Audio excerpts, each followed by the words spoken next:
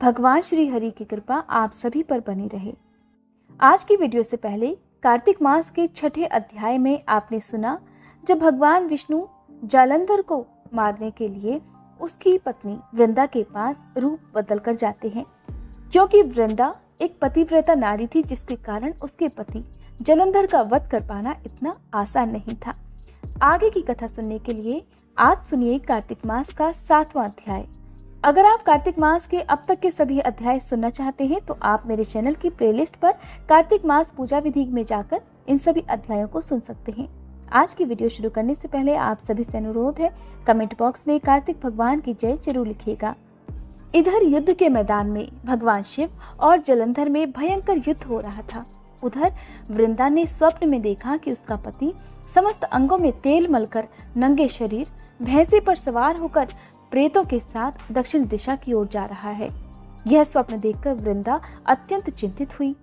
अपने मन को शांत रखने के लिए वृंदा महल, अटारी, गौशाला तथा वाटिका आदि बहुत सारी जगह पर गई, लेकिन उसे कहीं भी सुकून नहीं मिला। तब वह एक वन से दूसरे वन में जा पहुंची। वहां उसने सिंह जैसे मुख वाले 2 राक्षस देखे।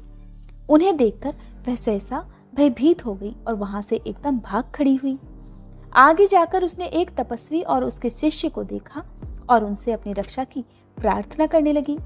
उसकी विनती सुनकर मुनि ने एक हुंकार से ही उन राक्षसों को भगा दिया। वृंदा ने विनय पूर्वक उस मुनि से कहा, हे मुनि, मेरे पति जालंधर तथा महादेव में घोर युद्ध हो रहा है। उसमें विजय किसकी होगी, कृपया बताने की कृपा करें। क्योंकि आप सर्वज्ञ हैं, अंतर्यामी हैं, इसलिए आप ही मुझे ये सब बता सकते हैं। वृंदा के वचन सुनकर मुनि ने आकाश की ओर देखा। उसी समय 2 बंदरों ने आकर मुनि को प्रणाम किया और फिर मुनि का संकेत पाकर वे दोनों बंदर वहां से चले गए। पुनः थोड़ी देर बाद वे दोनों बंदर आकाश की ओर से आए और उन्होंने जालंधर दैत्य का सिर तथा धड़ लाकर पटक दिया।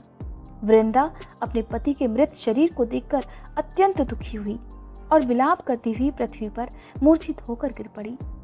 मुनि ने अपने कमंडल से वृंदा पर जल छिड़का, तब उसमें कुछ चैतन्यता आई। तब वह पुनः विलाप करती हुई मुनि से कहने लगी, हे मुनि, जिसने देव, गंधर्व एवं विष्णु सहित तीनों लोकों पर विजय प्राप्त की थी, वह शिव के हाथों से कैसे मारा गया? आप तो सामर्थ्यवान हैं, इसलिए किसी प्रकार मेरे पति को फिर से जीवित कर दीजिए। तब मुनि कहने लगे, हे भद्रे, शिव जी के हाथों मरे हुए को जीवित कर पाना एकदम असंभव है, परंतु फिर भी हम तुम पर कृपा करके इसको जीवित कर देते हैं। इतना कहकर मुनि अंतर्ध्यान हो गए और जालंधर जीवित होकर वृंदा के साथ प्रेमालाप करता हुआ आलिंगनबद्ध हो गया। जो मृत शरीर वृंदा के सामने आकर गिरा था वह जालंधर का नहीं था, बल्कि जालंधर के वेश में भगवान विष्णु स्वयं थे। वृंदा जालंधर वेशधारी विष्णु के साथ उस वन में रमण करती रही। एक दिन अपने पति के वेश में वृंदा विष्णु को पहचानकर बहुत क्रोधित हो गई और कहने लगी, तुमने मेरा पतिव्रत भंग किया है, इसलिए मैं तुम्हें श्राप देती हूँ। निश्चय ही वह कपट मुनि तुम ही थे और तुमने ही माया द्वारा 2 राक्षस बनाए थे। कालांतर में वे दोनों राक्षस तुम्हारी स्त्री का अपहरण करेंगे और जो तुम्हारा शिष्य था वही बंदर का रूप धरकर तुम्हारी सहायता करेगा। और इन सब से भी बढ़कर तुमने मेरे साथ जो छल किया है, इसलिए मैं तुम्हें श्राप देती हूँ कि तुम इसी समय शिला हो जाओगे। और इसी शिला को भगवान विष्णु के सालिग्राम रूप में पूजा जाता है। इतनी कथा सुनाने के बाद देवर्षि नारद ने महाराज पृथु को बतलाया, हे राजन, भगवान विष्णु ने देवताओं तथा अपने भक्तों की रक्षा के लिए पतिव्रता वृंदा का शील भंग किया था, इसलिए मन ही मन वे अत्यंत दुखी थे। उन्होंने वृंदा से कहा, हे वृंदे, तुम्हारे श्राप को ग्रहण करते हुए मैं अवश्य शिला रूप हो जाऊंगा, परंतु तुम भी वृक्ष रूप होकर मुझको प्राप्त होगी। किंतु उसी समय वृंदा ने अपने पति के चरणों का ध्यान किया और विष्णु भगवान के मना करने पर भी अग्नि में प्रवेश कर गई और शिला रूप में भगवान विष्णु वृंदा का स्मरण करते हुए उसकी चिता भस्म में लौटने लगे। उधर युद्ध के क्षेत्र में जालंधर दैत्य राक्षसी माया द्वारा पार्वती का रूप धरकर भगवान शिव को मारने लगा। उसकी इस माया को देखकर शिव जी नीचे को मुंह करके बैठ गए। यही उचित अवसर जानकर जालंधर ने शिव जी पर अनेकों बाणों से प्रहार कर दिया। इस प्रकार शिव जी को संकटग्रस्त देखकर भगवान विष्णु तत्काल वहां आए और उन्होंने राक्षसी माया का शिव जी को बोध कराया। तब सचेत होकर भगवान शिव ने अत्यंत वेग से दैत्यों पर भयंकर बाण वर्षा प्रारंभ कर दी, जिससे भयभीत होकर शुंभ और निशुंभ भी युद्ध क्षेत्र से भाग खड़े हुए। तब भगवान शिव ने उनको श्राप देते हुए कहा, क्योंकि तुम युद्ध क्षेत्र से भागे हो इसलिए पार्वती के हाथों से मारे जाओगे। इधर वृंदा का पतिव्रत धर्म भंग हो जाने से जलंधर का बल भी समाप्त हो गया था और भगवान विष्णु ने सुदर्शन चक्र अपने तेज सहित शिव जी को दे दिया। तब शिव जी ने विष्णु तेज के साथ अपना और ऋषियों के तप तथा पतिव्रता स्त्रियों का तेज मिलाकर जलंधर दैत्य पर छोड़ दिया। सुदर्शन चक्र के प्रहार से जलंधर का सिर कटकर भूमि पर गिर पड़ा।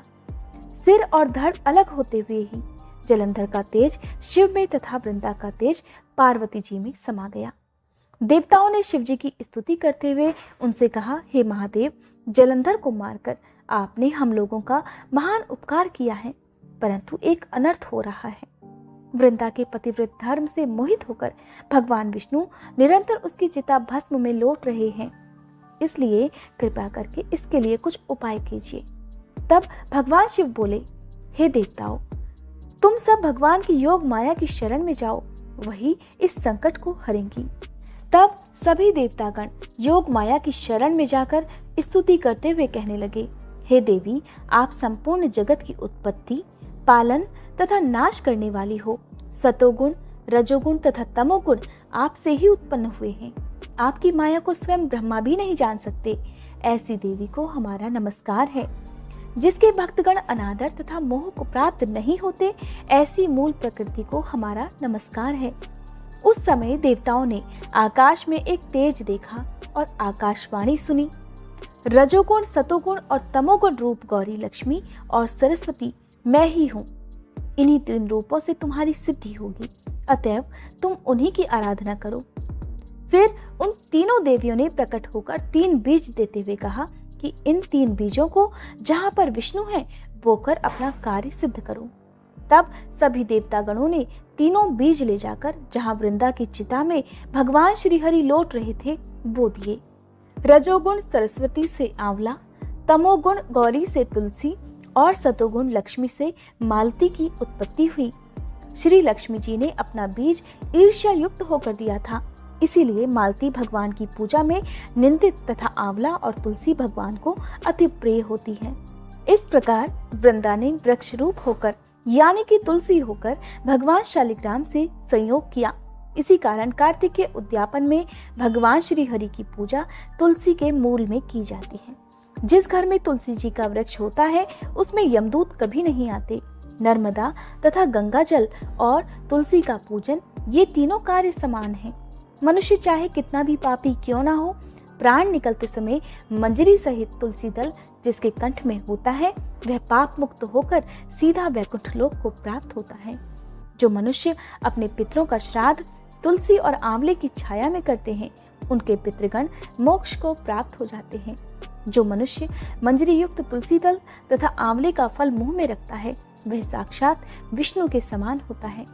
और जो मनुष्य कार्तिक मास में रुद्राक्ष की माला धारण करता है वह धर्म, अर्थ, काम तथा मोक्ष को प्राप्त होता है। तुलसी और आंवले का महात्म्य स्वयं ब्रह्मा जी भी बताने में असमर्थ हैं। जो कोई श्रद्धा भाव से इस कथा को पढ़ता या सुनता है वह भी अंतकाल में मोक्ष को प्राप्त होता है। यही कारण है कि हमारे हिंदू धर्म में तुलसी और आंवले को पूजा जाता है। ये था कार्तिक मास का 7वां अध्याय।